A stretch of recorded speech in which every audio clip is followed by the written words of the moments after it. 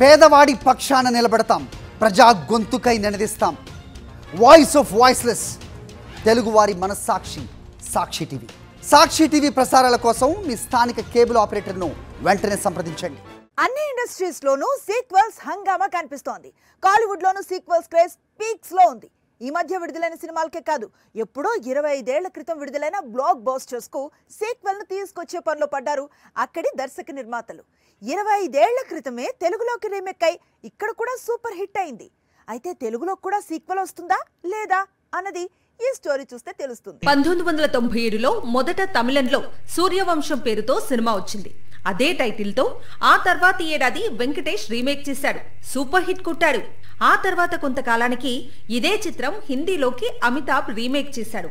మొత్తంగా వెంకటేష్ కెరీర్ లో సూర్యవంశం చాలా స్పెషల్ ఫిల్మ్. ఇప్పుడు అసలు మ్యాటర్ ఏంటి అంటే, తమిళంలో సూర్యవంశం సినిమాకు సీక్వెల్ తీసే ఏర్పాట్లు జరుగుతున్నాయి. మొదటి భాగంలో హీరోగా నటించిన శరత్ కుమార్ సీక్వెల్ లోనూ నటించేందుకు సిద్ధమవుతున్నాడు. ఆయన తనయుడిగా జీవా కనిపించబోతున్నాడు.